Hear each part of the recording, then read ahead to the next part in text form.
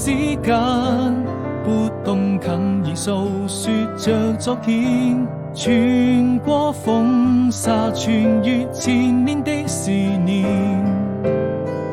未來還有多遠，我們會在哪裡相見？一切又回到起點。我知道夜和白天已經越來越遠，你會用那些時光停留在這個瞬間，永遠記得你那張純真的笑臉。